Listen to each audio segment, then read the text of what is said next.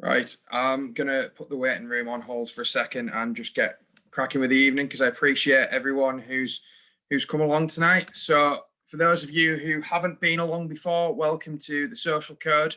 Obviously, the focus on this is to be an accessible event for developers, techies of all elements to come and join. Hopefully, learn something new, to come across something they haven't come across before. We've got some fantastic speakers here tonight. We've got plenty of people who I really appreciate coming along for the evening. So I'm just going to do a quick intro about myself and what we do, and then hand straight over from there. So quickly, the Social Code and why it was all launched, what we're trying to achieve and why we're doing it. So this event is very much launched to give back to the community. Everyone knows the background that I come from, and I really appreciate that the tech community has been able to provide me with a living for a number of years now. And I can't deny that. This is something to give back to everyone in that tech community. To provide access to new ideas, new thoughts, things that you may not have come across on a day-to-day basis, but in an environment where everyone's welcome. No question is too stupid. No, nothing that you could possibly say is unwelcome here. You can always ask, whatever you want to as part of this group. We actively encourage you to use the chat function. Please do participate, get involved, ask questions, anything along that side of things. As always, I'll keep it social at the end. I'll leave this call running. Last time, I think we had about 20 people stayed behind and, enjoyed a drink. Well, if they choose to drink, but, had a good laugh right on, and we'll probably be here till 1, 2 o'clock in the morning, knowing us lots. So by all means, feel free to stick around and get to know everyone afterwards. But the whole point of this is it's interactive. Feel free to ask questions. The chat box is there. At the end of each presentation, I'll run the questions by any speaker so that you can get the answers that you're looking for. A quick overview of who I am. So I'm Ross. I am the .NET consultant over at Oscar. And if you want to catch me or any updates about the Social Code, I would highly recommend following me on either of the socials there or just dropping me an email, because anything that's not in the meetup group will be in the socials. Quick thing on giveaways tonight. So Alan Farrell from the Dining Club group has kindly given us some money to sponsor the event. Alan, if you just give us a quick wave. So we've got some prizes. So there is a laptop bag on the go, which I will personally post out tomorrow morning. We've got 3 Pluralsight subscriptions, and then the 2 big prizes that I'm going to give out at the end of the evening that I'm really excited about: a Raspberry Pi starter kit and a Udemy course up to the value of £100. It's a bit different to what we normally give away in just Udemy and Pluralsight subscriptions, but I think this offers so much more value. So thank you to the Dining Club group for getting involved in that. Alan, I'm just going to give you a quick chance to say a few words about who the Dining Club are, and then I'm going to hand straight over to Andy, our first speaker for the evening. So Alan, if you should be able to share your screen now. Not yet. There you go. That should work. Great. Okay. Give me 1 second. I'll just get us into Prezo mode. Give me 1 second.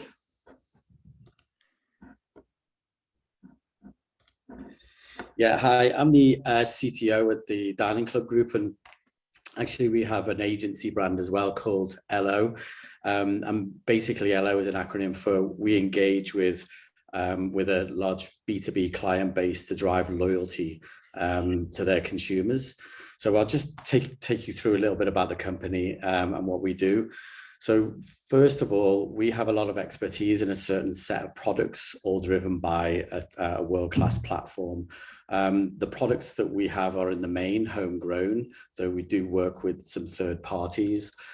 The business is all about being data-driven. So, the core of our business from a product perspective is actually data. And we have a lot of experience because there aren't very many businesses out there that, in fact, we're the only one that bring all of the products that we have for B2B clients in the way that we do. Just a little bit about the products that we have. Traditionally, which has been timely, not from a pandemic perspective, but we offer memberships and discounting for dining out across all of the high street chains and a lot of the independents across the UK. We have a restaurant delivery and collection platform, which is sort of Just Eat Deliveroo like, which we've just launched in the market. We offer cinema products where we give large discounts for when you go out to cinema. Like the food side of things, we do at-home movie rentals and streaming products as well. And then we have a lot of other products besides, which are digital fitness, online retail discounting, days out and entertainment discounting, and also a UK fuel card that offers discounts across all of the forecourts in the UK as well. So we have a vast array of products, and what we do is we work with our B2B clients to drive loads. From a dining perspective, the heritage of the club, the heritage of the company has been dining, and we had three brands around that. 15 years, the first brand was launched, Taste Card. At the moment, we have about 10,000 restaurants in the UK that participate on our platform, and we have 4 million members that interact across that platform to use our products.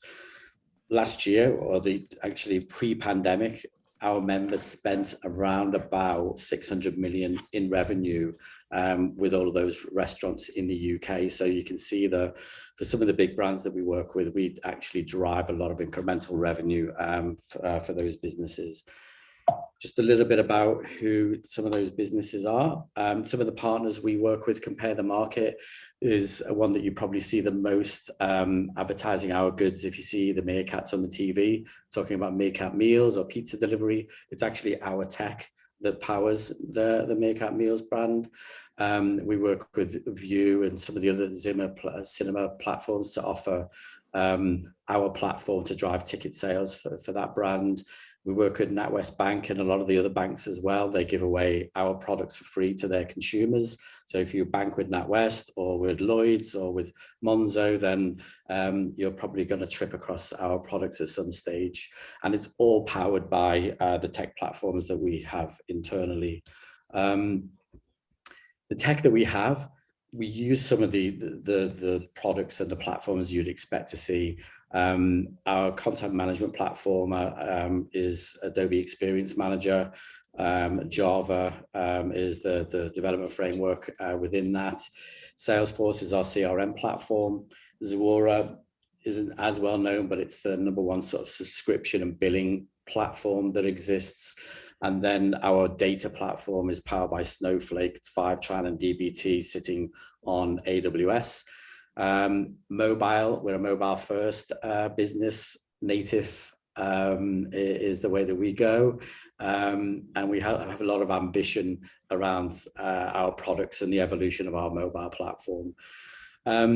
Which brings me to some of the roles that we have open at the moment.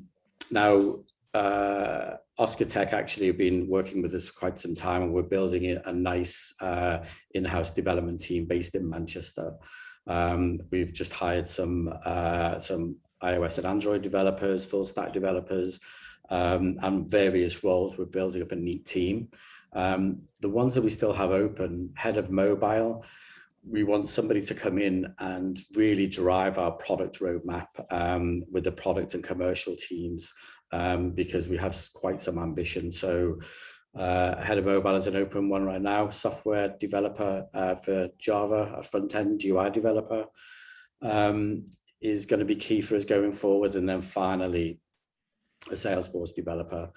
Now, we'll keep coming back to this event because this is going to be a continuous pipeline as we grow our team quite significantly over the next 12 months. So please do check out some of the posts and notifications that are coming out from myself and from Oscar Tech as well.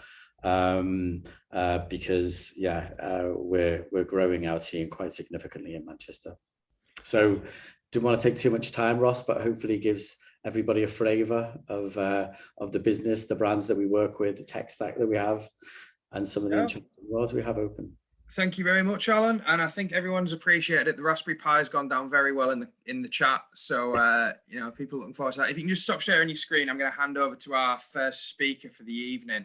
Yeah. So I didn't get a chance to post this, but unfortunately, Dan Rowe is unable to make it tonight. But very kindly, another member of Andy's Man Club, Andy Greenway, has stepped in and offered to do a talk for us. I thought it was really important to keep a discussion around mental health on the cards, as I know it's something that is affecting the tech industry, especially during lockdown. I'm by no means an expert in any way, but I think it's important to give it a voice on the platform. So I'm going to hand over to Andy now. And if anyone has any questions or any comments, please do put them in the chat. But I think it's important to discuss the work that Andy's Man Club are doing.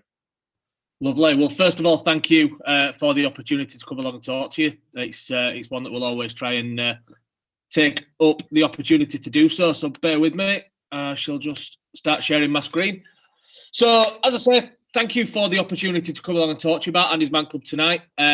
Some of you may be a little bit aware of Andy's Man Club, might have seen us on social media, might be a little bit aware about what it is that we do. I'm also certain that there's likely to be people here who've never heard of us, don't know who we are, don't know what we do, and don't know why we do it. So to help me highlight that, I'm going to show you a quick video, first of all, that talks about the work that Andy's Man Club does and why we do it. Annabelle, right, which one there? Come here. Ow. So about 8:30 on Tuesday, 5th of April, I got a knock on the door by a policeman who just more or less said that they'd found my son dead.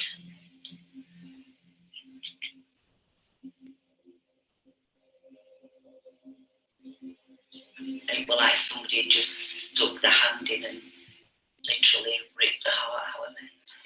It just come out, it just says, our Andrew's dead. I have a lot of conversations with Andrew. And I don't know if they're in my head or dreams, but I meet him on the woods. Where is there thinking about it? And I says, well, you give me 5 reasons why you should. So I'll give you 1,000 why you shouldn't. And for every reason they give me to do it, I could tell him why not to and where he got it wrong. And at the end of it, I just say, I'm going home now. But you've got to make this decision. Just think about what I've said. And in my dream, he always comes home. And I would just say, just talk to somebody.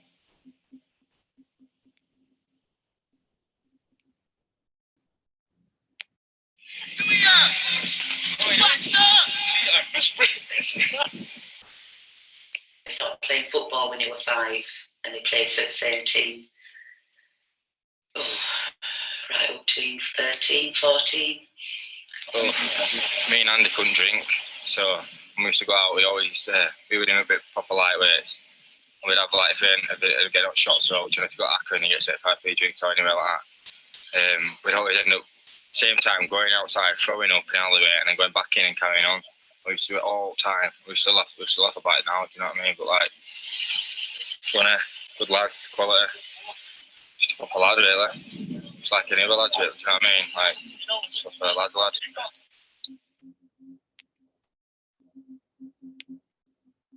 We're at the woods where Andy committed suicide. It's quite a different place with the trees, and it's quite special in that sense. How the trees are all different to your average trees, and this is where Andy chose to go. And it's a difficult place to be. You know, it's the last place that he was alive. Yeah, it's really difficult. This is the hard thing, and something I've racked my brain around doing a lot within mental health in the past, and there were definitely no signs. We were planning to do things. We had stuff planned, we had stuff that we were ready to go and do, and then on the Monday night, when he killed himself, potentially one chat or one discussion with anyone, just to see what was going on, just to let him know that we're all going to be okay. So that's our why. As you saw there, Andy was a 23-year-old lad like thousands of others, used to enjoy his weekends with his mates, playing football. And one day, without any sign, signal or warning, Andy took his own life. Unfortunately, Andy's not on his own. In this country alone, there's over 4,500 men take their own lives every year. When you boil that down, that's 12 men a day. Boil it down again, it's 1 man every 2 hours. When you read that suicide is the biggest killer of men under 50, you know, it's not traffic accident, it's not cancer, it's not all these things that we hear quite a lot about. It's something that goes under the radar. It's something that isn't discussed on TV every night. It's something that isn't in the newspapers every single day. because of that, there's still a stigma attached. There's still people feel awkward and uncomfortable talking about the subject matter.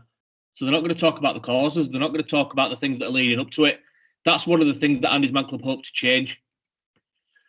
Luke, that you saw there is Andy's brother-in-law.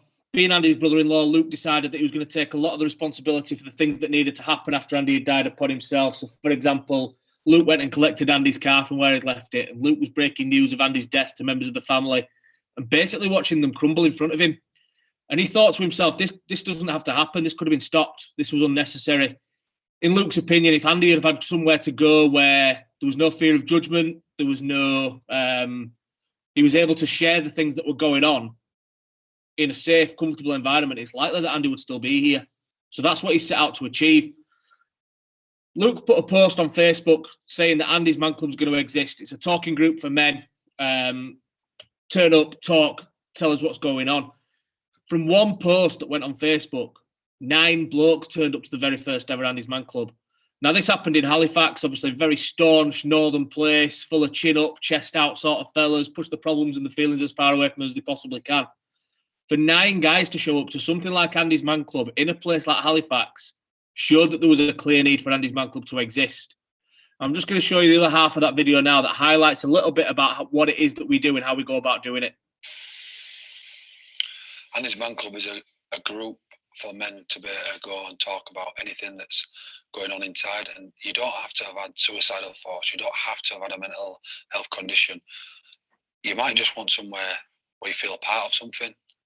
For me, it's a group where everyone dictates what goes on in that group. It's everyone's can decide what angle they want it to go, and the group is basically for a semi-self-help group in a sense, without that counsellor feel or that psychologist feel. It's a group where men come together, we play sports, we come up with activities, we're coming up with planning events, so you're part of something special and putting on for the wider community as well. But internally, people talk about what's going on inside. One of the things I noticed about Monday was the progression that everybody's making so far. That was one of the key things I've seen from that first session that we had all those weeks ago.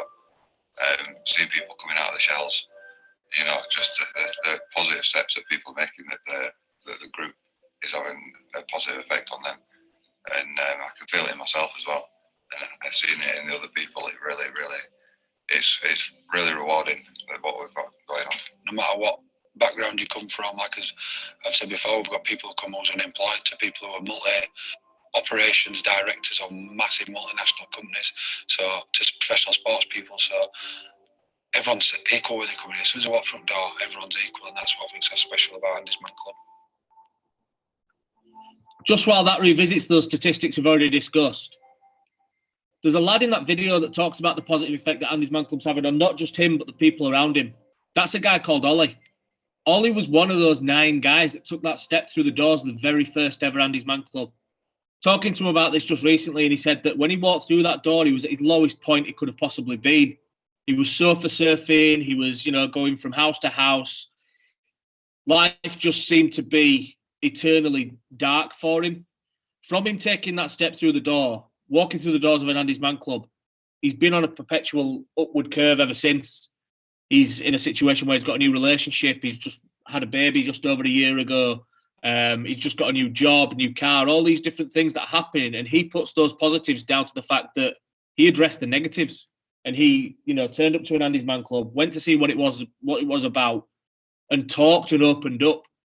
From an Andy's Man Club perspective, what's massive for us is the fact that beyond that, Ollie then became our Halifax group facilitator after a number of weeks, running what was statistically, up until quite recently, our largest club and our most well-attended club.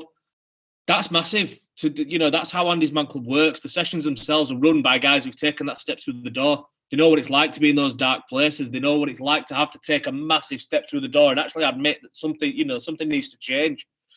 From an even bigger perspective, back in September, we were fortunate that the new job that Ollie had was actually with us here in Andy's Man Club. Again, you'll hear a little bit more from me later on, but I'm in a similar situation to Ollie in that I'm a former group user. Ollie's a former group user. Neil, that's employed by us, is a former group user, as is Alex. All of the guys that work here do so because we have a passion. And we have been those guys that take that step through the door. And that's enormous and shows just the power of talking and what it can do for people. A few weeks after the establishment of the club, Luke had seen things like the Ice Bucket Challenge and the Press Up Challenge go through social media and thought, even though social media has its bad sides, it's quite well documented, quite rightly, in my opinion, that, you know, it can have negative effects on people's state and things like that. When used for something like this, it can be a really powerful tool. He decided it was going to start a campaign. And the idea behind the campaign was to use that picture that you see there, basically telling guys that it's okay to talk. You don't have to feel weak. You don't have to feel the stigmas. You don't have to feel like a burden. We'd rather hear you talk than to hear of another suicide. The idea behind it was that people would take their own selfie, attach a screenshot of the statistics, and share and tag 5 friends, and then they'd share and tag 5 friends, and so on and so on. It's now been recognised as the biggest mental health campaign ever to happen on the planet. Over 100 million people have taken part. It's still ongoing to this day. We've had Hollywood stars, professional sports people take part. But there's 2 interesting things about that campaign for me. The first one being that when he was coming up with the idea, Luke was sat next to his Mrs. Lisa, and he turned around and he said that, you know, what do you think? Do you think this is a good idea? Do you think it'll take off? He says, oh yeah, I think it's a fantastic idea, but I don't think you should be on the selfie though, because you're a right ugly bastard. Now, I happen to disagree with Lisa. I'm not saying that because Luke's my employer. I'm saying it because he's bigger than me. No, I'm only joking. Obviously, the selfie itself has gone around the world, and I know as well that not only is he an ugly get, but there's something in the region of around 15 Instagram filters on that picture as well to make it fit for human consumption. If you ever get an opportunity to ask Luke about how to take the perfect selfie, he goes into great detail about the filters that he used and the angle that he took it at. The other interesting thing as well is that 24 hours after Luke starting that and it going live, such as the public attitude and stigmas and everything else around suicide and that sort of subject matter, not one person had shared it. Nobody had felt comfortable enough to share a selfie talking about this sort of subject matter. Now, Andy's Man Club, we're a very solutions-based organisation. We don't let things like that stand in our way. Luke decided that I'm going to text my dad. Luke at the time was a professional sportsman, decided I'm going to text a couple of my teammates. After the first 24 hours, we had some spectacular results of people getting involved. As you can see there, both Ricky Gervais, Dougray Scott shared their own selfie. For anybody that follows Ricky Gervais on socials, you'll notice that he normally only ever tweets about his cats or being in the bath. So the fact that he got behind something like this was enormous for us. I'm not claiming either that we had anything to do with this, by the way. I'd love to be able to, but I can't. It's great to see, obviously, that he's then gone on to normalise the conversation around suicide and brought it into people's living rooms day in, day out, obviously with the series he's done with Afterlife. As I say, disclaimer, I can't claim that we've had anything to do with that as much as I'd love to. But like I say, it's great to see that that sort of subject matter has been dealt with in that sort of way. The world of sport as well have been massively supportive, as have the royal and former royal family there. You can see with Prince Harry and Prince Charles. They've done some work, obviously, with their Heads Together programme around raising awareness of mental health issues. Luke's been really fortunate that he's been asked to go down to the Palace on a number of occasions to speak with them and raise awareness of that. Again, you can see on there we've got boxers, footballers, rugby players, and that's just a selection of those guys as well that have supported us. What jumps out to me when I look at what those guys do for a living is that they are the epitome of masculinity. You know, those guys that you see there, let's be quite honest, they either run into each other for a living or they punch each other in the face for a living. They are supposed to be macho guys. And here they are challenging those stigmas and telling people it's okay to talk. You don't have to worry too much. And, you know, that's a huge, huge message for us. We couldn't do what we do in our clubs every single Monday night without people without this sort of platform sharing what it is that we do. But our hope is that ultimately these are the sort of guys that benefit. Now, we'd like them to benefit in a number of ways. The first one being that we hope that the men in their life that are able to walk through the doors of an Andy's Man Club are able to do so. We also hope, we're quite unique in what we want to achieve here at Andy's Man Club. In an ideal world, we don't want to have to exist. We want people to feel comfortable talking to friends, family, colleagues, people out on the street, whoever it might be, about what's going on inside. So that ultimately, by the time these guys are old enough, Andy's Man Club doesn't have to exist. Those stigmas have been challenged to such a degree that there's a change in the world. As I said previously as well, we also want to make sure that these guys aren't affected by suicide. The pain left behind by suicide is like nothing else. And unfortunately, the young man that you can see there in the denim jacket at the top hasn't been that fortunate. That's Alfie. That's Luke's little boy and his nephew. Luke says that one of the major reasons behind Andy's Man Club existed is because when they broke the news to Alfie about the fact that his Uncle Andy had died, the screech that he let out put the windows through. That's what we want to avoid. We want to help more people like Andy so that ultimately there's less people like Alfie feeling that pain. So what it is that Andy's Man Club does at the moment, now you can tell it's been a little while since I've delivered one of these presentations because we're now up to 41 community groups across England, Scotland and Wales. We have 2 operating in prisons and we're open to any man 18 and over. As you saw in the video previously, you don't have to have had suicidal thoughts. You don't have to have had a mental health condition. You might just be going through a particular storm in life, or you might know that there's a storm brewing. That's what Andy's Man Club is there to do. As I say, the most northern club up in Dundee in Scotland, I think it is, and our most southern club down in Plymouth and Exeter and various different places down south, every single one of those clubs runs in exactly the same way. The non-judgmental, the completely confidential, so what's said in that room stays in that room. There's no referral, no registration, no signing in.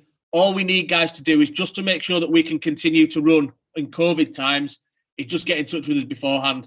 So if you just ask guys, if anybody's obviously going and talking about what it is that we talk about today, just guys need to email us at info@andysmanclub.co.uk. I'm going to share that email address with you again later, so don't worry if you've not managed to get it down. Just before the first lockdown, so this time last year, we were in a situation where just under 1,000 guys are walking through those doors of an Andy's Man Club every single Monday night.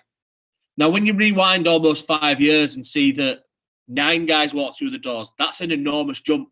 And it shows that clear need for Andy's Man Club to exist. What's another enormous jump, though, is up to those 4,500 guys that are taking their lives every single year. That's why we always take these sort of opportunities to come along, to speak, to raise awareness, to tell people about what it is that we do, in the hope that more and more people find out about us, less and less guys are feeling like they have to go and the only option available to them is suicide. Obviously, COVID has changed how we've dealt with things a little bit. Obviously, we now have an online platform. That was something that we never envisaged would happen. Obviously, face-to-face and the power of those face-to-face meetings is like nothing else. But online, it's the modern world. It's obviously the way that we're going. And this has been an enormously successful platform for us. We now have 7 online groups that run every single Monday night, in addition to those 41 groups. Again, guys can literally just drop us an email into info@andysmanclub.co.uk. Anywhere in the country, anywhere in the world. We had a guy from Moscow jump on Monday night. We've had people from Australia, America. You know, geography doesn't bind us anymore. It doesn't tie us. And obviously, if people are shielding or staying at home for COVID reasons, then again, they can jump on there every single Monday night and converse in exactly the same way that we do. Ooh, excuse me, that Coca-Cola that I drank before is just coming back to repeat on me. I do apologise for that. Again, as you can see there, the email address for anybody to attend either face-to-face or on our online session is there, info@andysmanclub.co.uk, and we'll send all of those details out to the guys as soon as they obviously get in touch with us. So my story with Andy's Man Club, and why is it me that's talking to you today?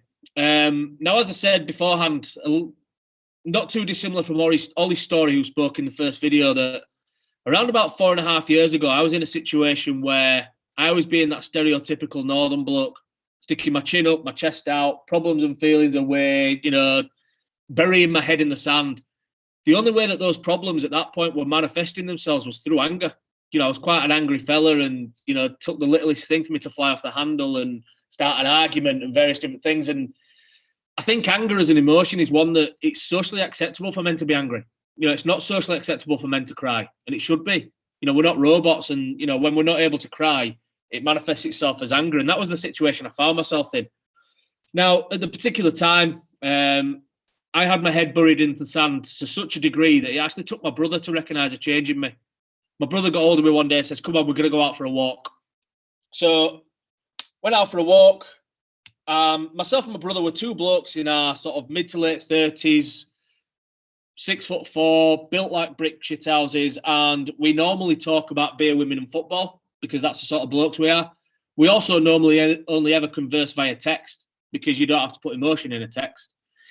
That day, walking down that canal with my brother, we talked about losing our dad a few years previously. Now, that was something that we'd never talked about because we didn't know how to. We talked about making funeral arrangements and things like that, but we'd never talked about how it had made us feel or the emotion or anything like that.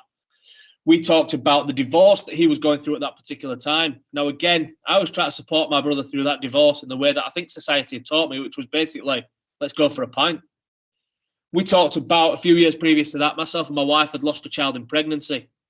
That was something I didn't know how to speak about, something he didn't know how to ask me about. So we just did what blokes do and never spoke about it. When I got to the end of that walk, I felt amazing. There were two main things that I felt. The first one being an enormous sense of relief at not being the only one that felt this way. You know, I no longer felt on my own. I think when you're in the middle of all these, you know, emotions and things like that, you can feel as though you're the only person dealing with this. To know that there was somebody else in my family who was dealing in very similar situations was a relief to me. I also felt a weight had been lifted off me in regards to, you know, I'd started to address some of these issues. I'd started to talk about some of the things that were going on. Then fast forward to a situation at work. I was working as a teacher at the time, a PE teacher. And I'd had a situation whereby there was a young man who was what you would deem was the cock of the school. He'd never perceived that he had any issues. You know, he was always the one with the girl on his arm, decent at sport, academically bright. And it appeared as though he had the world at his feet. Now, one day out on a rugby pitch, this young man happened to pick somebody up, spear tackle him, and then shout obscenities to him while he was laid on the floor. Now, this was massively out of character. So obviously, in the first interim, sent him away from the pitch and said, I'll come and speak to you in a moment or two. Dealt with, obviously, the young man that was on the floor. By the time I'd managed to make it over to this other young man who, as I said, had behaved quite out of character, I found him sat in tears. Now, again, as I've already said, it's not really socially acceptable for blokes to cry. So that shocked me a little bit.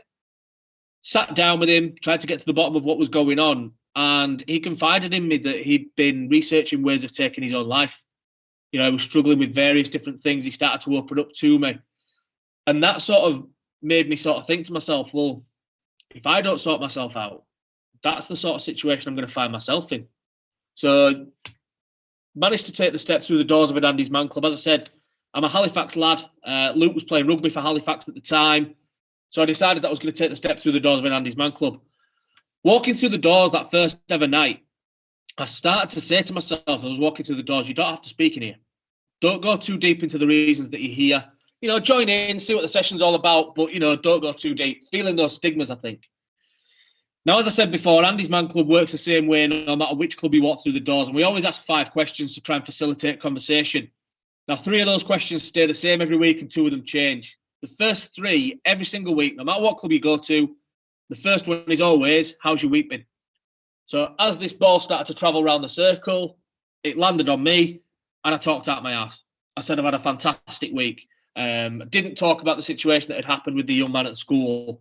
Said that, you know, the world was rosy. Obviously, being working in education at that particular time, I was finding it harder with, you know, more results expected from me, less time to achieve those results. And, you know, I didn't speak about that. I said that everything's fantastic because I'm a bloke and I didn't want anybody to know that I was struggling.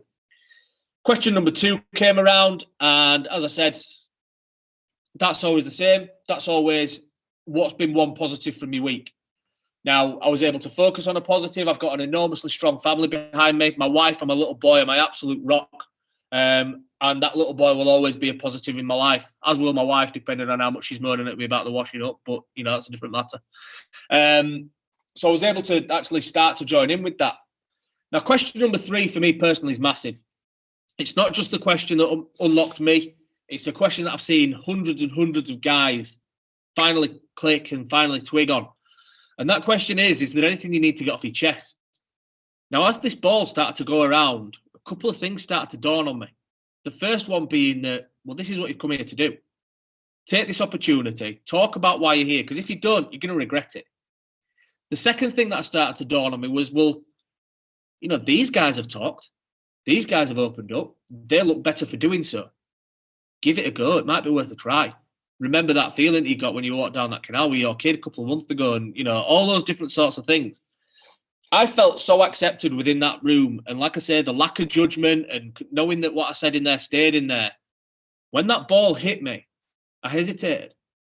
And I knew the second that I hesitated that I was going to speak. Now, for the next 5 minutes or so, 5 minutes is quite a long time to you know, continuously talk. It's probably what you guys are thinking about me now. But like I say, for 5 minutes, I continuously talked about the reasons that was there.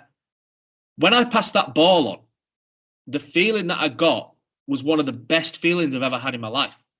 Such a relief, such acceptance, to not be judged, to be, viewed as, do you know what, mate? That was powerful. That was really good. And it felt amazing.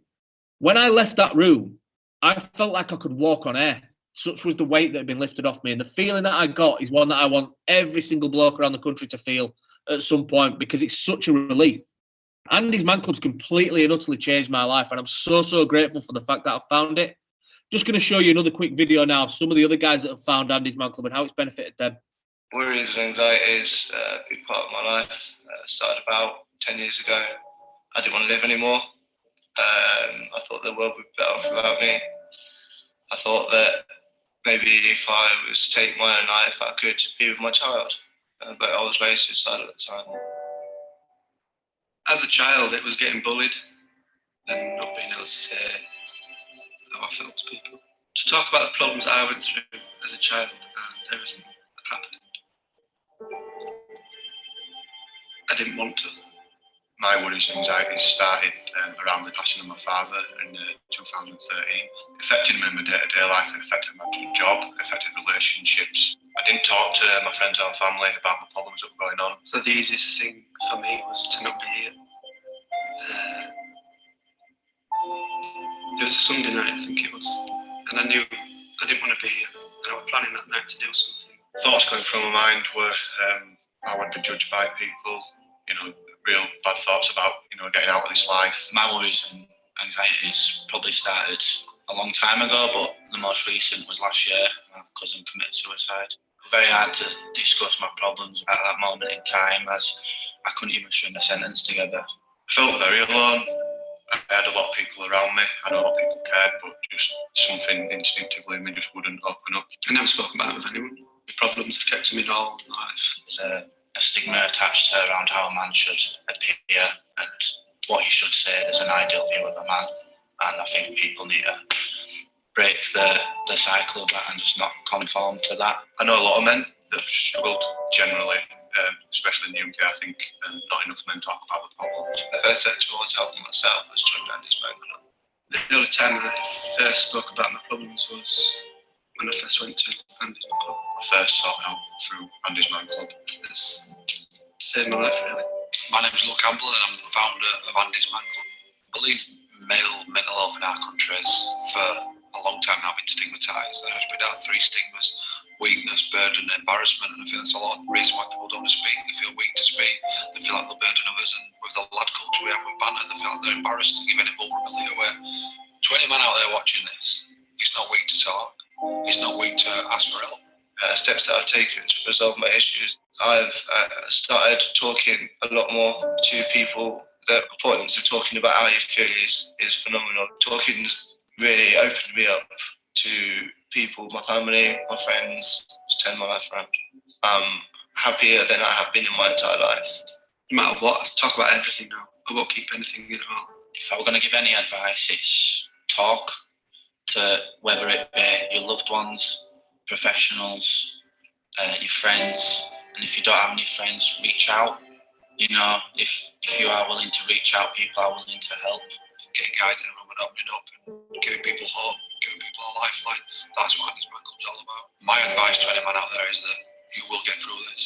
At times you may think that there is no other way out, that relationship breakdown, that debt you're in, or whatever issues you're struggling with, that you can't get through that, but trust me, you can. I've dealt with enough people I know now that that cloud will pass. A roller coaster on where it just seems like you're going down, down, down, will take a turn and you'll get back up.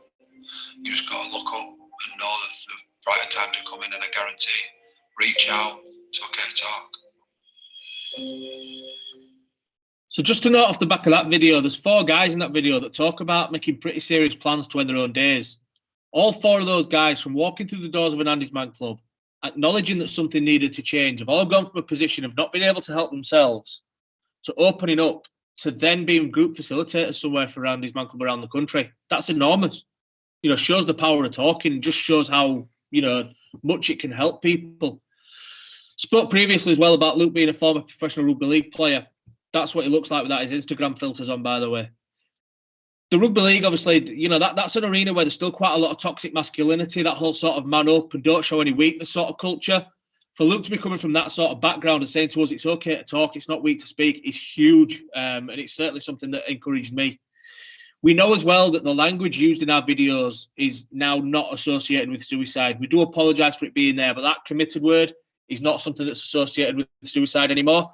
This is the learning that we've given ourselves since these videos were made. We do apologise for it being there, but I'm sure you'll agree that the message that the videos puts across is a very, very powerful one. Now, this is our team. The guys at the top there, that picture was taken a year ago this week at our last main facilitator meeting. Every single one of those guys to us is nothing short of a hero. They come through the doors of an Andy's Man Club on a Monday night to not only address their own issues, but help hundreds and hundreds and hundreds of guys around the country to do exactly the same thing. That's enormous. You know, they hate it when we say this about them because they just see themselves as guys giving something back to something that's massively benefited them. And they're so, so proud of that. And they hate to be called heroes. Like I said, they just see themselves as guys. But as I say, for them to do the work that they do in the way that they do it is nothing short of staggering. The guys that you can see on the bottom right there, that's a number of our staff team. Our staff team over the last 2-3 weeks has actually grown to 7 now. There's 7 of us in the office. 7 of us that work here. Some of us working at home, some of us in the office. I think people think that because we've been reaching out to hundreds and hundreds of guys that we're an enormous team with a marketing department and a social media department. Like I say, we are 7 people who, with enormous drive and enormous passion about what it is that we believe in, getting results and reaching out to one man at a time. The guys that you see on the bottom left there, that's our trustee team with a couple of our members of staff. Every single one of those guys that's on that picture there have been guys that have taken the steps through the door, benefited from Andy's Man Club, and then taken a club somewhere around the country and established it and grown it. With the one exception, you can see Elaine there, Elaine, Andy's mum. We started today with our why, and it's always where we finish as well, because our why and why we do what we do is absolutely central to absolutely everything that we do. Thank you, obviously, for your attention this evening, for the opportunity to come along and speak to you. As you can see there, there's all of our social media platforms, our email address on there. If I could just ask one thing of you, please, please, please, tell one person what it is that you've heard here tonight, because that one person might go and tell 5. That 5 people might go and tell 10. And the more and more guys that hear about Andy's Man Club and can benefit from it, in my experience in life, it might not be one of those people that benefits. It might be a friend of a friend or a family member of a friend that benefits from knowing that we exist. But the ripple effect of suicide as well is enormous. So please, please, please, if you do one thing, please just tell somebody about what it is that we do. I'm going to come off screen share now and field any questions that anybody might have. Thank you very much. That's really appreciated. I think there's a few comments gone into the chat already.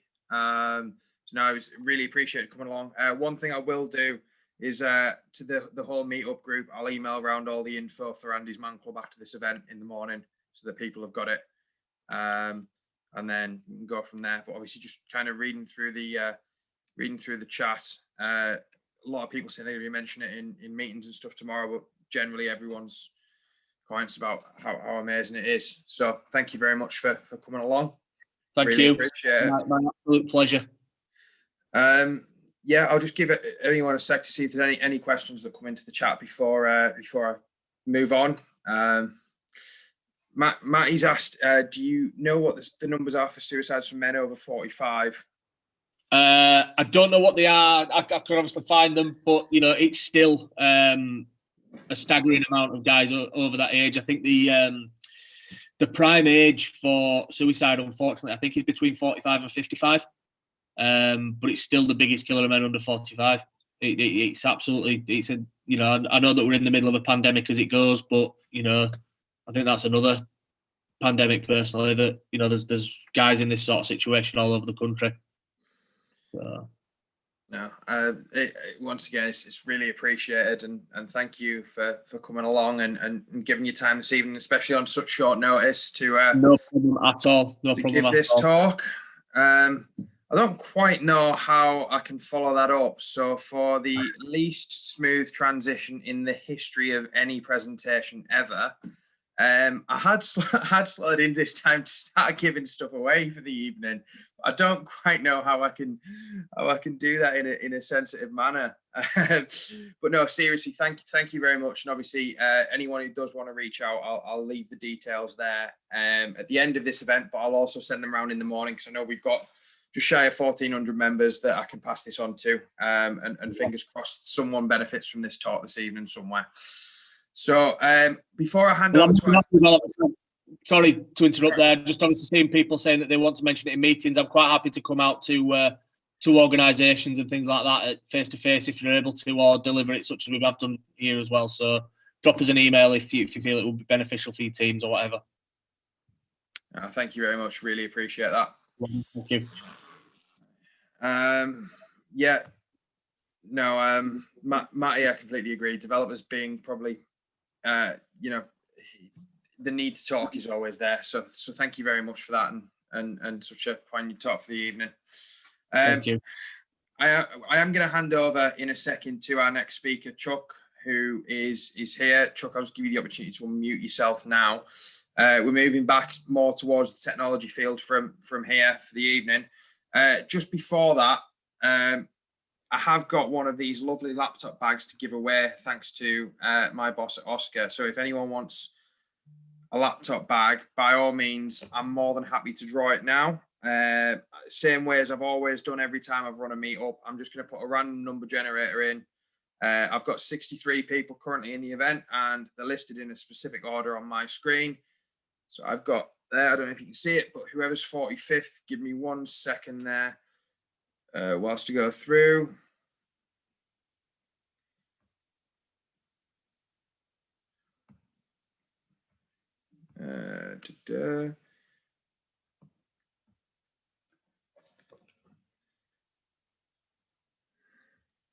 So, Martin Mayer, there's a laptop bag on its way to you.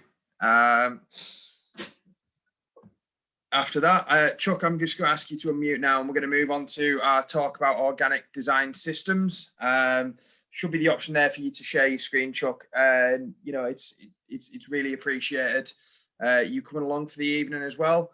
For those who don't know Chuck is working over at Residently at the moment and has been doing some fantastic stuff on that side of things. So we'll take it from there, and I'll hand over to you now, Chuck. Cool, nice one. Thanks, Ross. Hard talk to follow up now, how do you go from there? Really important message. Thanks for the opportunity. Come here, chat about organic design systems. Keep in mind, it's okay to talk. First, does anyone have any problems hearing me? Do I sound okay? Is anyone like, oh, you're speaking too loud? All good, nice, we got the thumbs up. Yeah. We got to do that, don't we? Cool, right. Let's get into it, set my timer, make sure we got enough time. So don't worry if you don't know what design systems are. I'll go through all of that. Again, my name is Chuck, just so you know. It's all around there in the social in the bottom. So I'll go through a few things here. It'll only take about 20 minutes. First, I'll go through who I am, so you get a bit of an appreciation for my background, what design systems are in about 30 seconds, give you the quick play-by-play, some of the problems that you'll have growing a design system, because it's not an easy thing to do. I'll show you about the organic method and some things that you can do to actually make it happen, to get it off the ground and to get it running, because there's quite a lot of moving parts and it's a difficult thing to do if you've never done it before. So quick first one, who is Chuck? Why am I qualified to even talk about this? Well, quick play-by-play. As we said, I'm a technical lead at Residently, here to fix renting and the rental market. I also do a lot of UX stuff on the side still, so I do a lot of writing around Figma prototyping. My best month last year was 20,000 views in a month, and I'm still the Volunteer UK community manager for the Interaction Design Foundation, helping to get people the education they need to break into the UX field. A little bit about my history. So I have both the history around development and design. So I really started my career as full stack and moved more into DevOps at this little place called Cake Solutions. We're known as the biggest Scala house in the UK and eventually became Disney Streaming. So we know about reactive, scalable systems that work, especially when we did the release of 10 million subscribers when it first happened and first got released. I spent some time doing design stuff as well, working across 11 different startups actively, and moved into, where is this? Move that over there. Moved over to more the corporate side at the cooperative bank before finding my place and my home over here at Residently. So I've seen lots of different things. I've looked and thought about design systems in a couple of different contexts. Have certifications in design sprint stuff in UX. I've done that before. Some other certifications in like development stuff. The last one's kind of interesting though, around fast track to Akka. If you don't know what Akka is, that's the stuff that powers things like Fortnite. That's the stuff that powers Disney streaming. So there's lots of really cool technology that I've been exposed to and done from both the development side, but also from like a design side as well, and really cut my teeth on those things. And this is what really got me interested in design systems, kind of trying to fit into that nice little area of a UX unicorn, somebody who can really think and breathe the UX side of things and knows how to build stuff. I know how it gets done for real.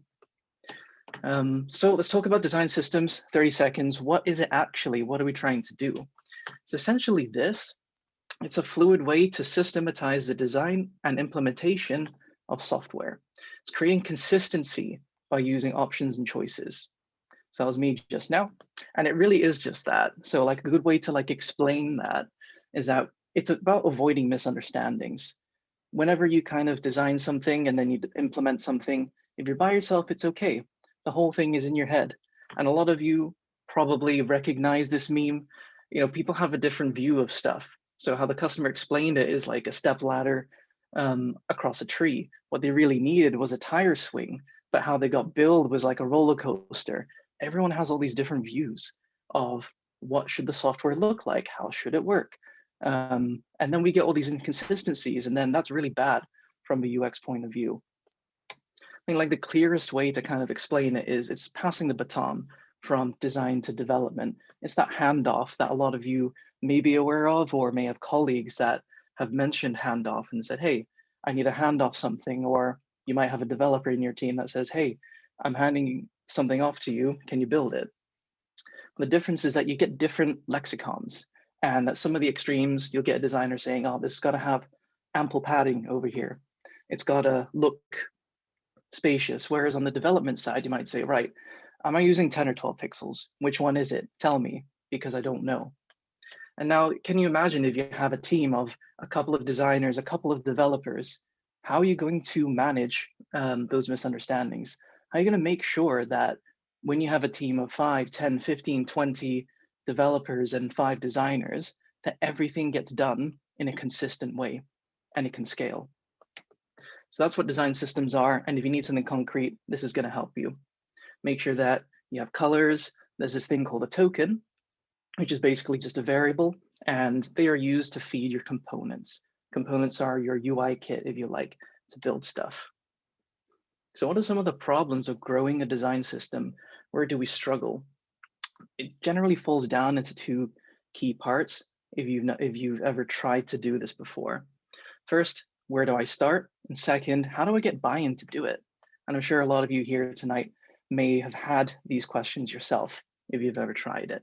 So where do you start? You know, do I do the buttons? Do I do the colors? Do I start on my app or my website, the emails? You know, do I start in the dev side or the design side?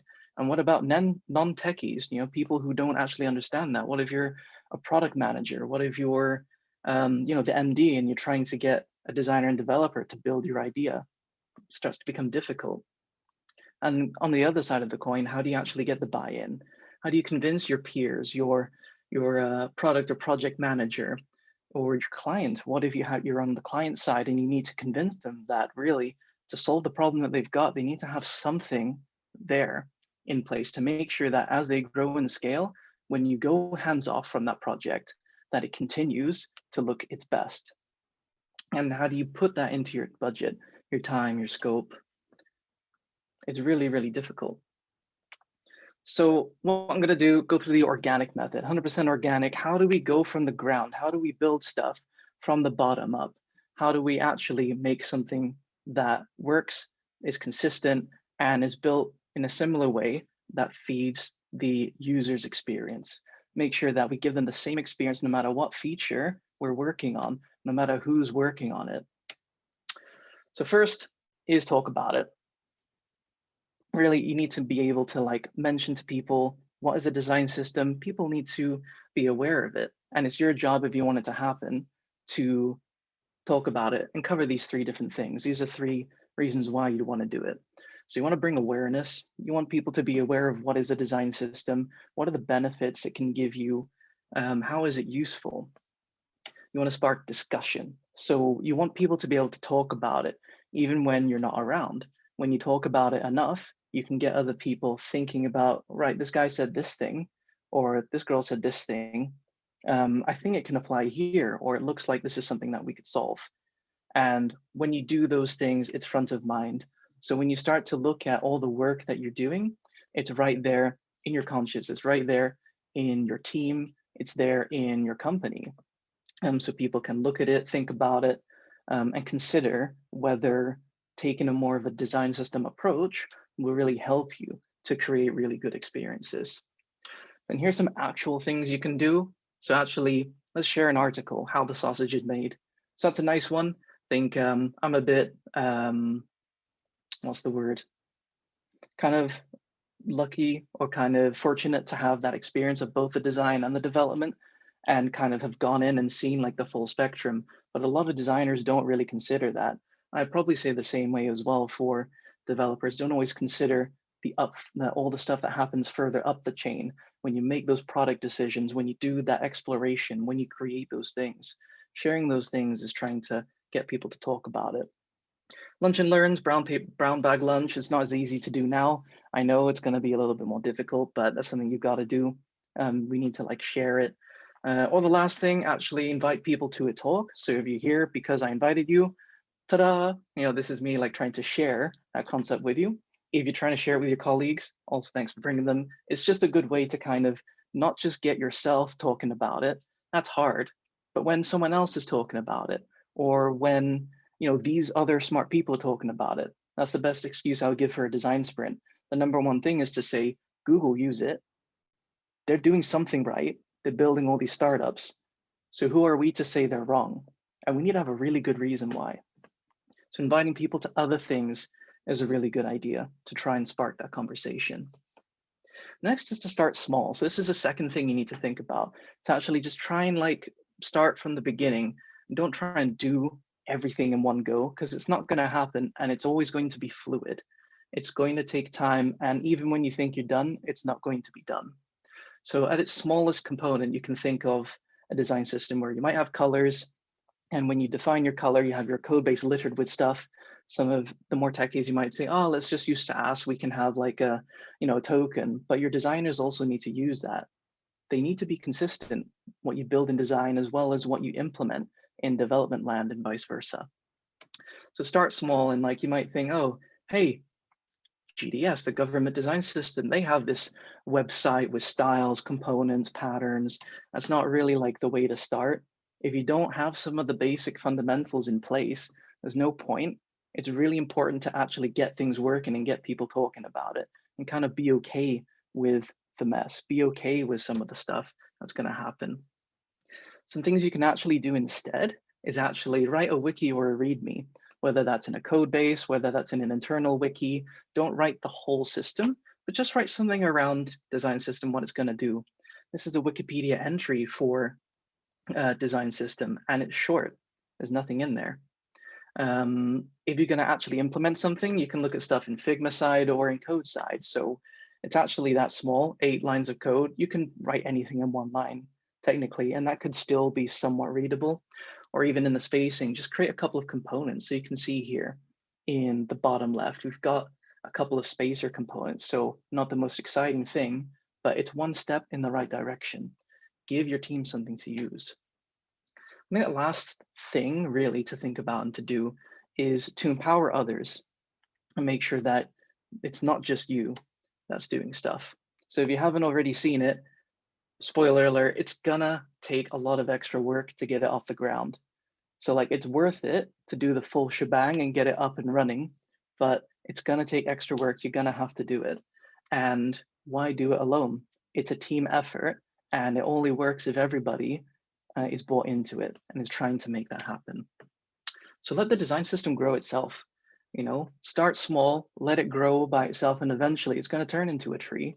Eventually we're going to grow this nice, forest of all these tools and resources that we have.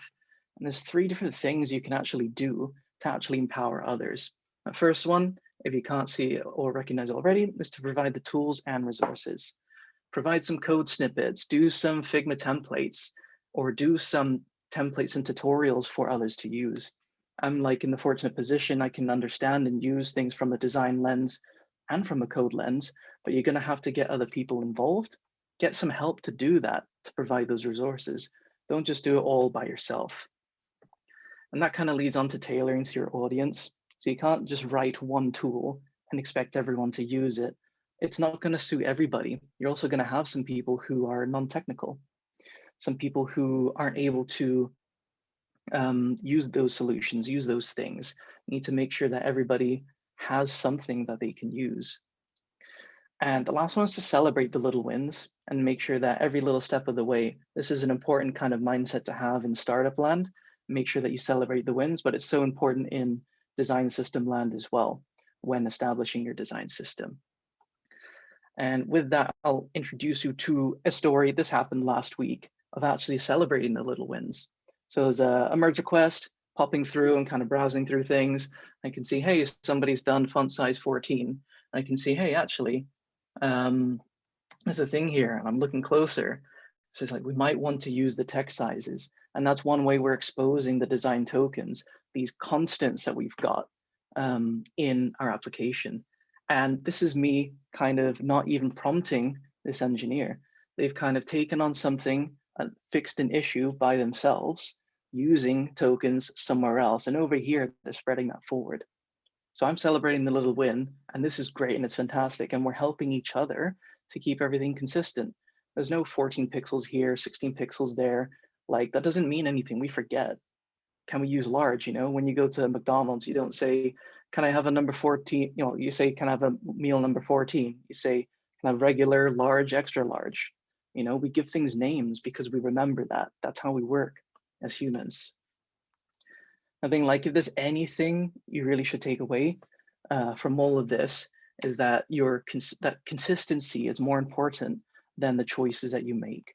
So even if you talk about it, even if you start small, and even if you empower others to put this all together to get a design system up and running off the ground, consistency is more important.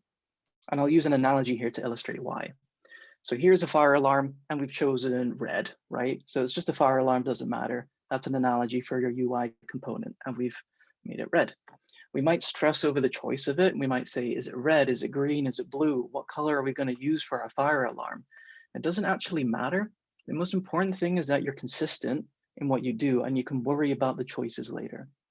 So in the top left, you can see, like, this is a, if you're not from the design point of view, this is the symbol for a master component, and that's the thing that owns the master style definition. And here in the house, these are all instances. And in a real world, if you're using real products, you do have to make that choice decision up front. But we do software, we do digital products. So if you want to change it, change the original instance and everything else changes. And the important thing is that they're consistent. And the choices can come later, because trying to put a design system together takes time and it takes effort. And if you wanted to see more code, here's some code. This is some sort of like take on trying to do that previous example and try and show you what you might try and do in your code base. So just a little recap of all those different things, the things that you should think about, be aware of in your quest to try and make a design system happen. And hopefully you've also looked at it and thought, actually, I could use this, I think this could really help us here. So first, talk about it. Make sure we kind of prompt people, spark discussion, keep it forefront of mind. Start small. Don't try and just make a big wiki page with absolutely everything in one go. Do like a single entry, try and write it, or add a little code snippet here, add some Figma components here and there, and empower others. Think about the tool set. It's not just you. You've got your team and you've got the rest of your product team as well. All the designers, all the developers, all your product managers, you have project managers, and you might have people writing content. There's so many people involved to make digital happen, we forget. So make sure we tailor those things to them and make sure that we celebrate the little wins. Because every time somebody does something without being prompt or helps you to get one step closer to a mature design system so you can create mature products, celebrate them and appreciate them for what they do. Your consistency is more important than the choices. You can change the choices later. That's okay.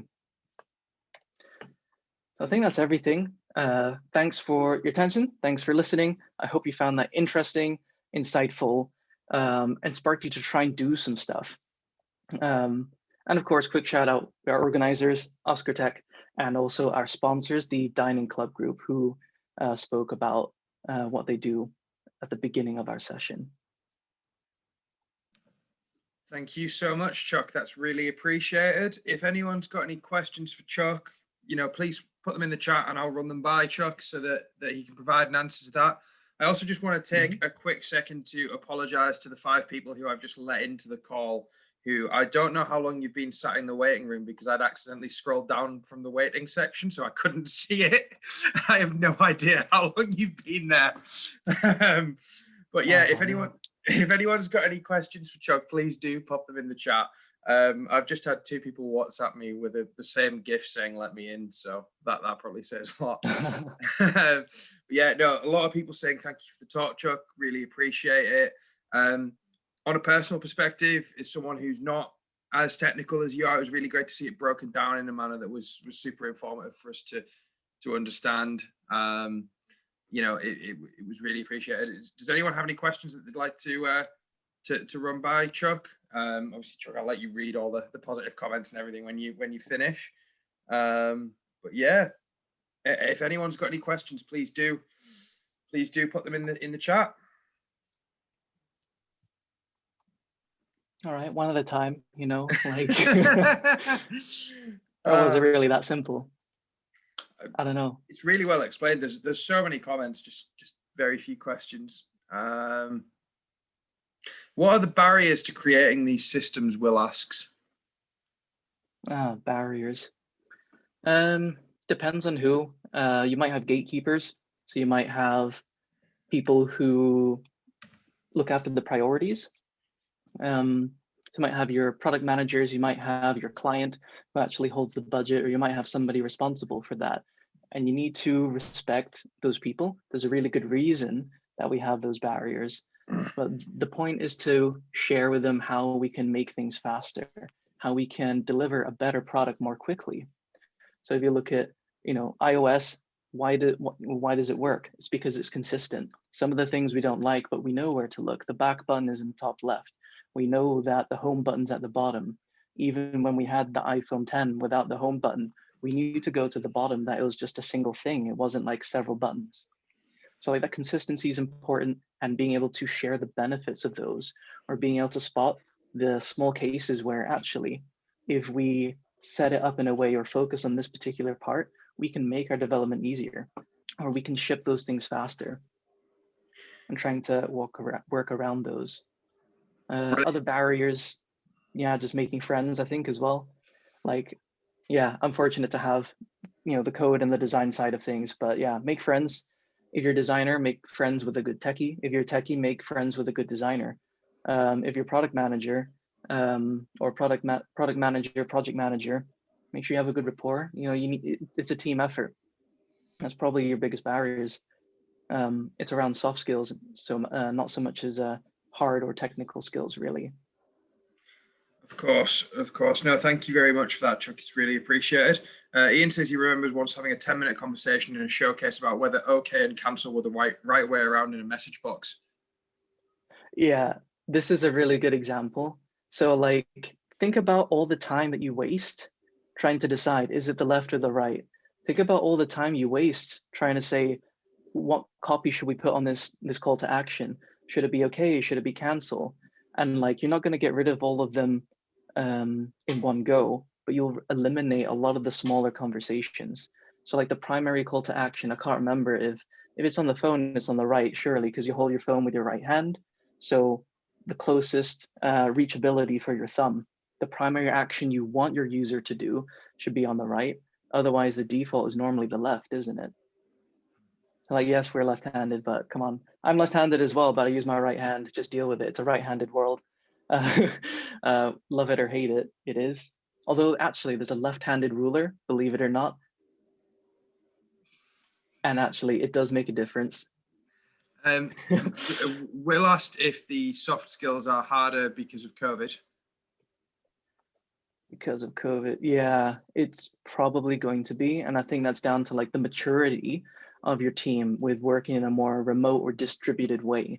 If your team has a good maturity and a good level of communication between yourselves and between your members, it's going to be a lot easier to look at the soft skills, the soft things, and make sure that you do them in a way that can help your team and get something like this off the ground. If your team doesn't have a good level of maturity in distributed or remote working, you will have challenges, and that's just a separate problem you will have to tackle. Perfect. But it is a challenge. Yeah. Simon says, how do you agree on a component that should go in a design system within the design team? Do it and ask for forgiveness. It depends. One way to do it is to do it and ask for forgiveness. Agreeing is, you can use the design sprint methodology. So kind of designating a decider and saying, look, we need some constants. We don't really mind who does it. We just need to assign somebody to be that ultimate decider. So even if you think that the whole team is saying, hey, I need to, this person thinks we should have this component, this person thinks we should have it another way, do your note and vote, get everybody to vote on what they think is correct. But at the end of the day, if you're just trying to bootstrap it, let your decider pick what it is, and then back things up with data, back things up with research.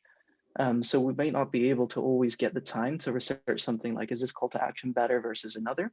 Unless it's something where you already have a high throughput of users using it, which has a high financial value to the business. So it's worth investigating, but backing it up with some data or some research is always useful.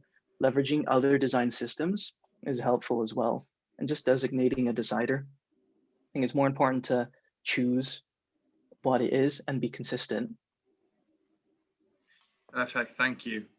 Steve asks, how do you help to keep a design system consistent when a project switches designers? Each designer has their own way of doing things, and who is the custodian of design standards in that case? So that depends on where you store things. So Figma, if you haven't used it, fantastic tool, as long as you set up your design system file and put it all there. If you have 1, 2, or 3 designers, as long as you're all referencing and starting from the same point, that's really useful to set what you should and shouldn't do when you're designing things. And developers will also have their own same set of stuff. If you're swapping designers, or if you don't have a design file like that, creating a UI kit I found is like a nice small way. So you can do like a wireframe kit, for example, and say, right, here's a few master components, or in Sketch, it's your symbols, or I'm sure, XD, all these different design tools have these things. As long as you have a file that says UI kit or template, start here, and just label some stuff, you're fine. So like, this is the reason Bootstrap exists as a front-end framework, because Twitter said all of my stuff is all over the place, it's crap. Basically they created one of the earlier design systems that's so widely used. I'm sure a lot of you from a development point of view have used Bootstrap. We know the column system because somebody put in that front-end framework, and we referenced that starting point, and we're so much better for it. Perfect, cheers. And Ed asked, when standardization is such a driving factor, how do you break conformity well? So this is it's a good question, and it's something that comes with maturity and trust, I think, within your team. Trying to, when you do the exploration side of things from a design point of view, you might say, okay, let's build up this thing, but we've got this new feature, or we've got this problem that users are really struggling with. And it's part of that design thinking process that you'll run to say, here's the brief, here's the problem. Let's experiment with some ways, because we've tried our design system. It's not behaving or performing in the way that we think it should. So let's do design thinking, explore the solution space and put that to a research test. Let's go put something together and check whether it works or not. And I think when you think it's worth taking time out to do that design thinking process, it's probably worth breaking out, or also thinking about if it's like smaller things to say, actually I need to change the call to action, you will need some flexibility. So it's not as hard coded as use my OK button, use my cancel button, use my call button. You'll have like a primary style, a secondary style, all these different things, and you can look at other design systems. But to break out, I think it's okay, but it comes with skill, and it's making sure that you share that amongst your team and awareness. And just like any design, if you have a good reason for it or justification because it offers this value to the user or this business value, that's probably a good case to actually consider it. Thank you. Appreciate that. I think that covers us for questions, unless anyone wants to quickly slide one in. But no, Chuck, thank you very much for your time. Really appreciate it. The talk was very enjoyable. Ed's got one in just before the end. What about the difference between a mobile and tablet, where in a right-handed world, larger devices touch is left-handed typically? You'll need different components is the short answer. So like thinking about UI components, etc., you might think what I've used to use before is we'd have different components that we would use for mobile, different things for tablet, and different things for desktop. I think a lot of people say, oh, it's tablet, it's just use, the mobile responsiveness. But I don't think that's the right way to approach it, because, if you look at why, the spec that Steve Jobs gave, he said, right, I want to read the news on my toilet, like that was why the iPad came about. I don't know if that's a myth, but if you think about it, it's a very different interaction style, that casual computing using a tablet. And as such, your design choices will be different, and you will have to use either a mix of components or think about them. So you might have buttons are not a very good example, but if you think of global navigation on a desktop, the nav on your website is very different to a tablet, very different to a mobile. And sometimes they share elements if they're close enough or the small enough elements, but you will choose a different solution for each of those, especially if there's a lot of options. No, thank you very much, Chuck. That's really appreciated. And, it's been fantastic to get you on, and you'd be more than welcome anytime. It's much appreciated. Cheers. Right, I am going to move back over to the giveaway side of things. So I'm going to give away 2 different prizes this time. We're going to save the Raspberry Pi for the end of the night, because I've had so many people message me about that I think we should build up to it. But I'm going to start with the 3 one-month Pluralsight subscriptions. As always, I've got my random number generator here. One person just squeezing in, perfect timing there. So there's currently 65 of you in the call. So the first person is number 18. Okay, 1 second. Dave Lavelle, if you can drop me a message, then we'll sort out a Pluralsight subscription for you. We've got number 10. Remember, this is the order on my screen because I get a slightly different order. But it is all recorded. Col, it's just down as Col, so I apologize. If you can drop me a message, we'll get you a Pluralsight subscription sorted out for a month. And 31.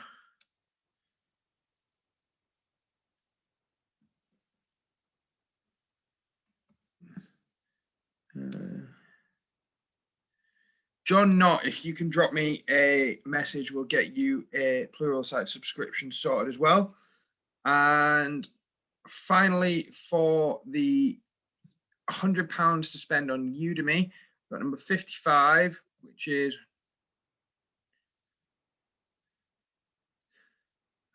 Simon Huang. If you can drop me a message, you've got £100 to spend on Udemy for prizes. So by all means, if you can drop me a message, I'll sort out how to coordinate that. I'm going to introduce our final speaker of the evening. It's someone, if you've attended meetups that I've run, you probably know pretty well. Probably haven't seen him that much with a beanie recently, but that's a new addition. But Skylar's been attending the group for a while, has been really involved in the dev community, and has been going off for some, some amazing stuff forward from there. So by all means, please do enjoy the talk. I'll hand over to Skylar now. I'll share my screen now. Can you see that okay? You can see that perfect. Cheers, Skylar. That's great. So, hi everyone. Skylar, just .NET developer at Sorted. Find my Twitter there. Just going to be talking about procedural generation today. So, the first thing with that is what is procedural generation? Procedural generation is a method of producing data algorithmically using constraints to shape randomness into something a bit more coherent. Just created that definition myself, as the definitions varied very wildly online, so it's just an amalgamation of all of those.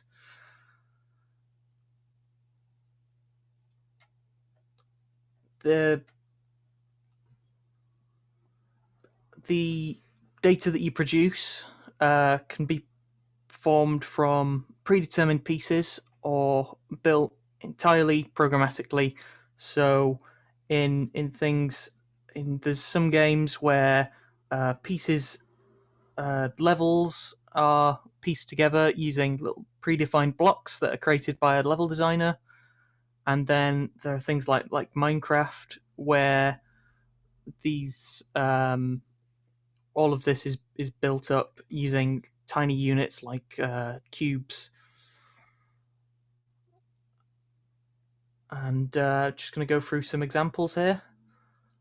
Minecraft, which, as I've already mentioned, uses procedural generation to create these infinite worlds and these sort of unique structures, such as trees and little dungeons, out of just the simple unit of a cube.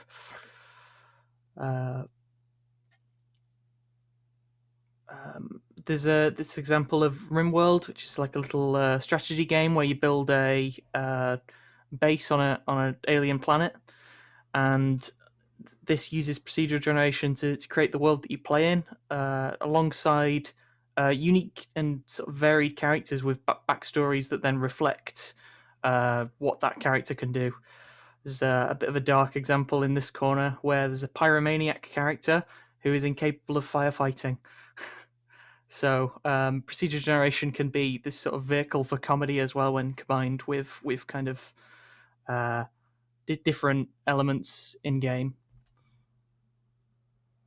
A big example, which got quite a lot of hype when it came out. Probably disappointed quite a few people as well at first. There's No Man's Sky, which uses most of the content in the game is procedurally generated. That creates spaceships, planets, and all of the sort of flora and fauna that you see in the world. So all the animals and plants that you can discover are all unique through this sort of procedural generated system. And then probably no talk on procedural generation would be complete without mentioning Dwarf Fortress, which is a notoriously complex game where almost everything is procedurally generated. You've got all of the worlds that the game resides in, all of the characters. There's even a creation myth generator, which generates this kind of the mythology around the world, and that informs everything else. And then there's also things like art and literature. There's a poetry generator as part of that. There's prose generation in there. It's a gold mine. I could recommend some talks from the creator of that. So one of the sort of key aspects of understanding procedural generation is the concept of pseudo randomness, and also counterintuitively, determinism. Determinism is, dictionary definition, is relating to philosophical doctrine that all events, including human action, are ultimately determined by causes regarded as external to the will. In layman's terms, that means given the same inputs, the same thing will happen each time. So we want to. So if we've got a function that adds two numbers together, if those two numbers are the same, we're going to expect the same every time. So like the example on the right, a should be 4, and then b would be 6, and that wouldn't change. So that'd be deterministic. On the opposite of that, we've got randomness, which is obviously expect a random result each time. So pseudo randomness is a function that appears to produce random results, but those results are produced by a mathematical procedure which will return the same results each time given the same inputs.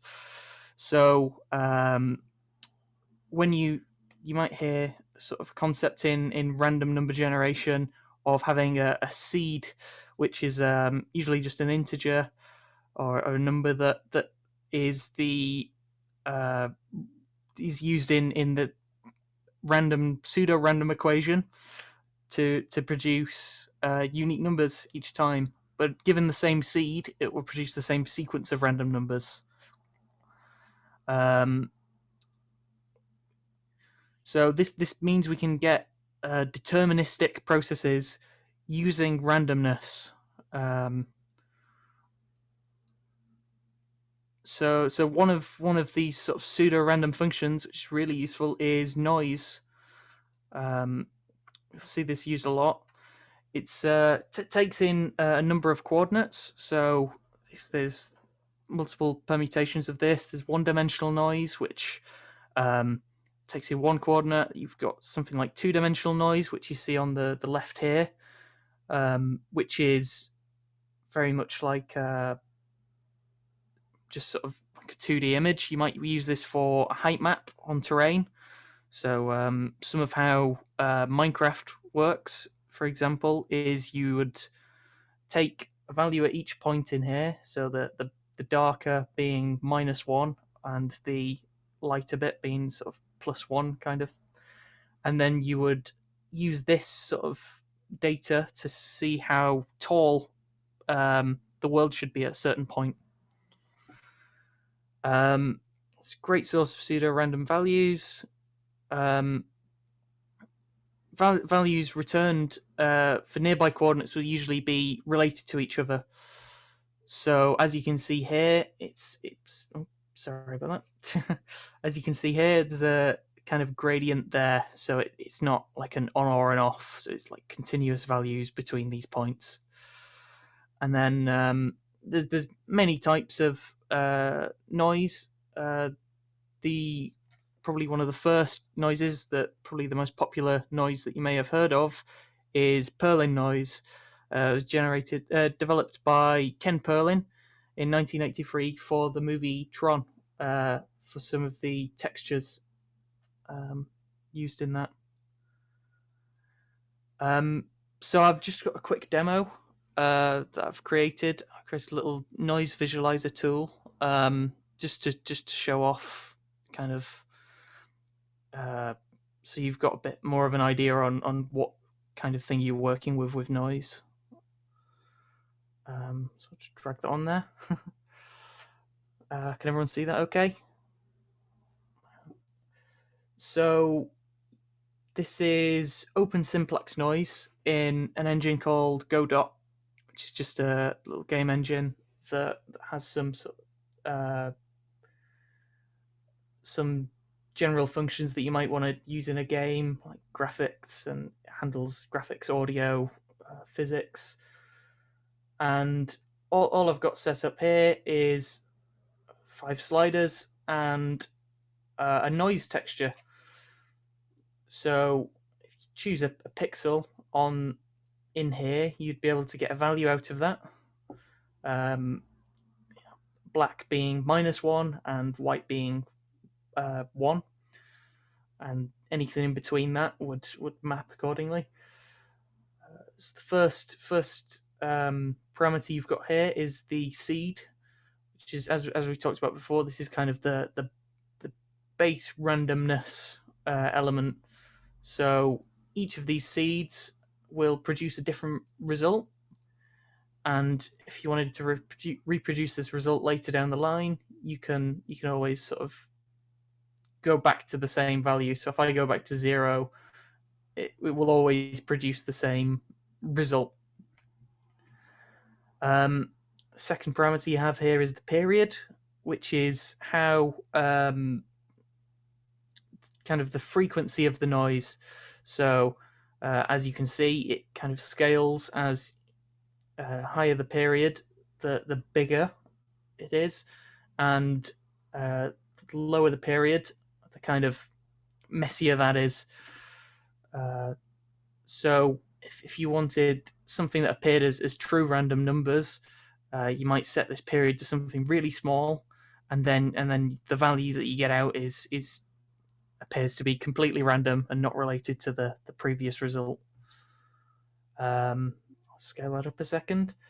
Then you have what's called octaves. So adding one of these 3 parameters are very much linked.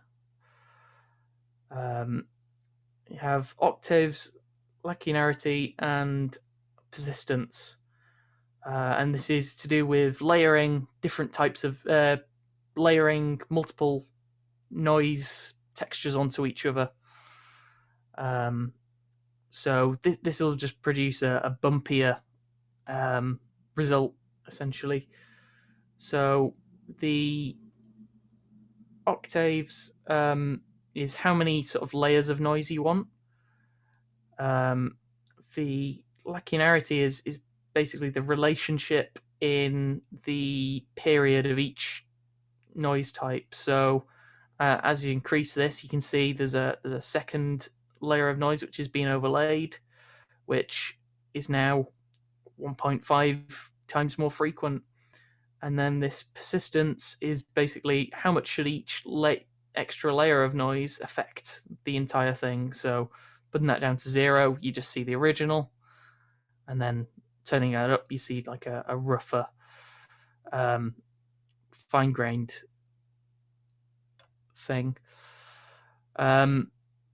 So you can combine these in any kind of combination to create sort of your tune to taste for your random values.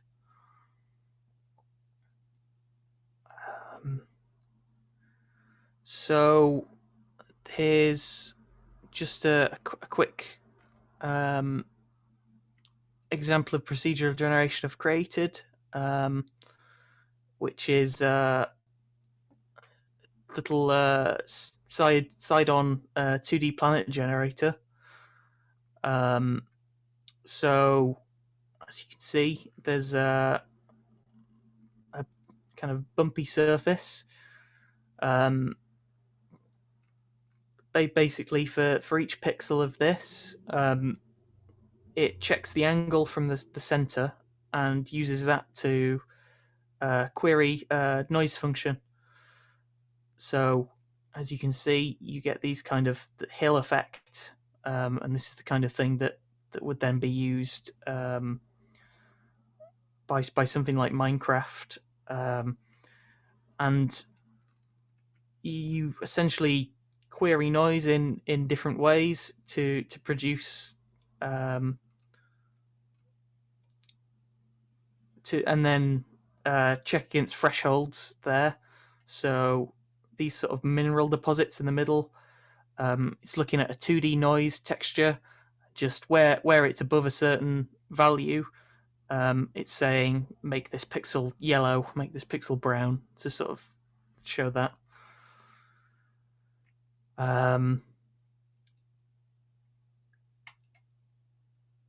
So then there's the pros and cons of procedural generation. the pros being you can produce a lot of data.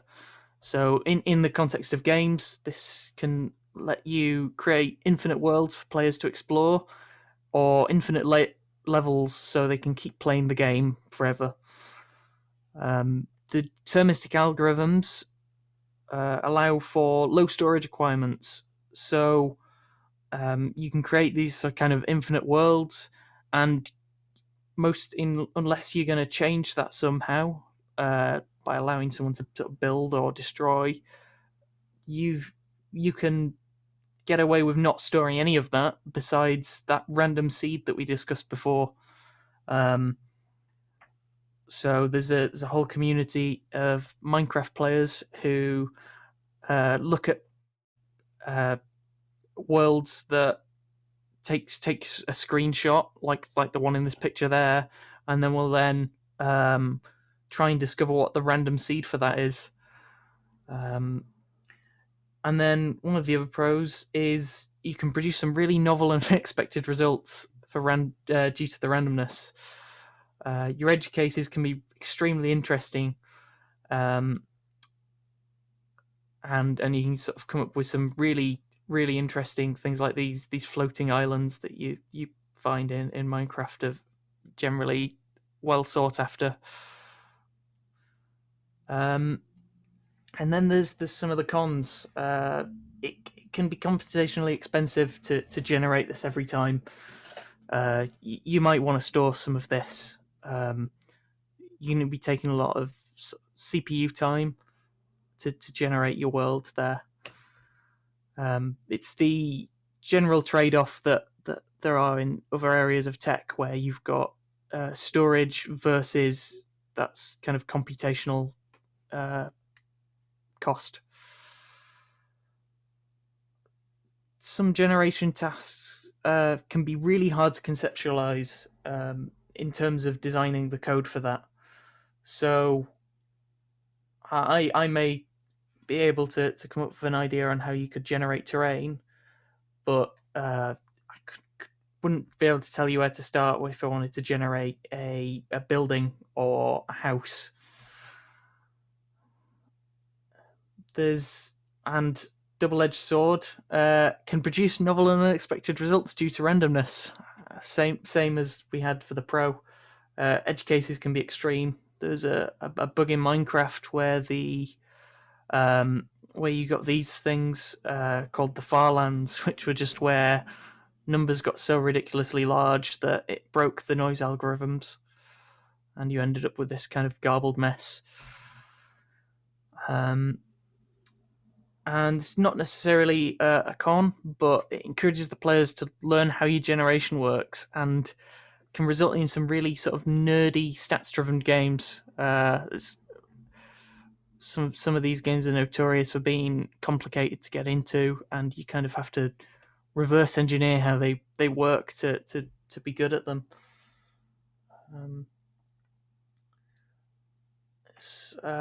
Beyond using noise, there's some other notable methods that can be used for procedural generation.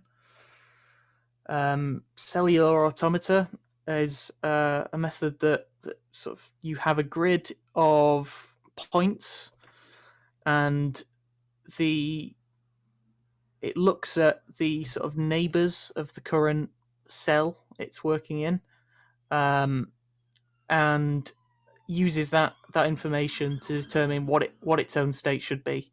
So there's a great example of that is Game of Life, which is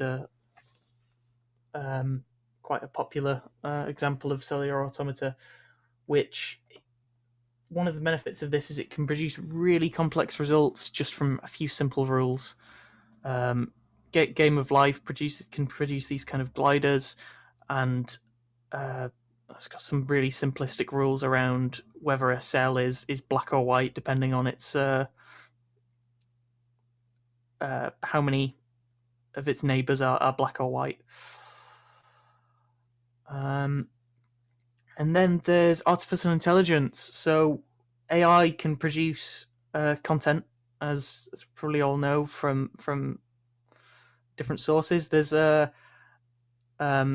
two examples on the right are from a website called This Person Does Not Exist, which just produces uses AI to produce these kind of faces of people that just don't exist. You can go there right now and it'll give you a brand new face. It can produce artificial intelligence, can produce this lifelike content and media, but one issue with that is it requires a lot of example data to produce that. You have to input quite a lot of examples just to get that there. You might be thinking, but I don't make games, and so there's some uses for this outside of games. One example might be you might want to produce a large amount of test cases for a system, but you don't want to create all of those manually. Might be time consuming. You might have a lot of input parameters for those test cases. And procedural generation could help with that. There's a whole area of fuzz testing, which is these kind of random test cases, and being able to have all of that as a sort of deterministic process while having it as using pseudo random functions would allow you to simply store a seed in your test case, and you've got thousands of test cases there. Would help you quickly populate test and demo environments with sensible looking data. Be great if you're starting off a new environment and Twitter bots are an example there. People are using procedural generation techniques to create these kind of art bots, or like I said before, people are generating poetry, and one option may be emulating temperamental environments in controlled manner. Sometimes we have systems that fail randomly, and we might want to account for that by mocking them out with some sort of maybe using a Noiser algorithm to check how to sort of emulate areas where to emulate times where there are a lot of failing requests and times where there are everything is working fine. And then there's art. Procedural generation has been used in film to aid with computer graphics for years. Obviously, some of the first noise algorithms were created for film, and lots of modern art software contains the tools that use procedural generation, like brushes and other things like that. Here's just a few talks for further reading, really. Here's some of the talks that I found really useful when kind of preparing this. I'll send these to Ross and hopefully get him on the meetup group later. And that's the end of my talk there. Does anyone have any questions? Thank you very much, Skylar. Really appreciate that. It was an enjoyable talk, and I can't lie, I've got my second screen with thispersondoesnotexist.com already open. It's a little scary. Yeah, no, there's a lot of people saying thank you and comments and everything like that. If anyone's got any questions, please do throw them in there, and we'll go from there. But lots of people really appreciate that.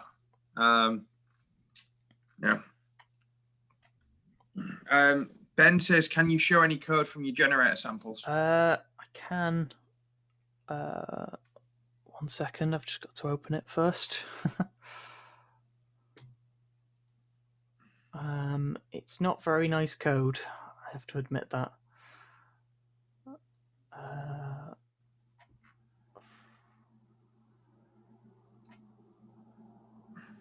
So you can see that there. Yeah, this is a horrible, huge method.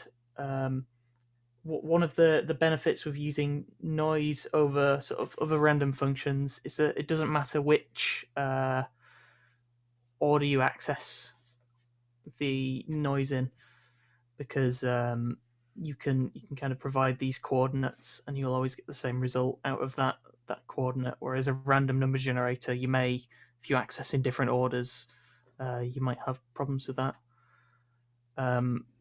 So essentially what this is doing is iterates over sort of splits the planet into multiple chunks. Sorry, this is from the planet generator, if that wasn't clear. Splits the planet into sort of areas that it can work on, and then goes through, creates an image, and then for each pixel of that image, it will go through, get the angle from the center, then it gets the what the radius should be for that area. So it gets the noise value, and then times it by some other value. There's quite a lot of code that's hard to follow here. Have you got a repo of it that I could maybe share with everyone after the evening? I've not got one at the moment, but I'll get together. I'll put that together over the next few days. I need to find out what I need to do about the licenses for that, because there's some strange licensing issues around it that I just need to look at. No worries, but yeah, if you put something together, I'll happily send it around to the group so that everyone's got it. If anyone's got any more questions, just fire them in now before I wrap up for the evening. But no, thank you very much, Skylar. It's always a pleasure. And yeah, much appreciated. Thanks to everyone who said, that they've come along for the first time this evening and obviously got involved in the group for the first time. We've got one more thing to give away, which is the thing that I've had everybody messaging me about so far. There's a Raspberry Pi starter with a full starter kit on the go, worth £100. Adrian says, have we got enough virtual meetups recorded that we could do a GPT-3 generated talk from a Tom Scott video? If anyone hasn't watched that video, it's a great example of procedural generation from the AI. But but by all means, I'm just going to move on now before, because I know that some people do have to wrap up for the evening. We have got the Raspberry Pi to give away, and with the number of people currently left, got my random number generator here. Just going to throw it out there now and say, if you work for Oscar, you can't win it. I think that's a fair way to go, because I can guarantee that that's probably going to happen knowing my luck. So we've got number 23, who on my screen, Joe, whoever Joe is, if you could drop me a message, you have won yourself a Raspberry Pi, which I will ensure is sent out to you next week. Well, thank you very much, everyone, for coming. It's been fantastic. As always, I'm going to leave the Zoom call open, give everyone a chance to socialize. I'll give everyone the opportunity to go from there. Joe, who's just said, is that me in the chat? Yes, it is you who's just won the Raspberry Pi. But yeah, I've just dropped you the details over, Joe, of what I need for you to get your prize over to you. But yeah, if anyone wants to stick around, enjoy. I'm sure a few people will be having a few beers afterwards and knocking around with each other. I'll turn everyone's ability to unmute themselves off and stop the recording. But thanks once again to Chuck and Skylar, who's still here. Obviously, I'll thank Andy as well for joining. It's been a fantastic evening, and hope to see a few of you sticking around.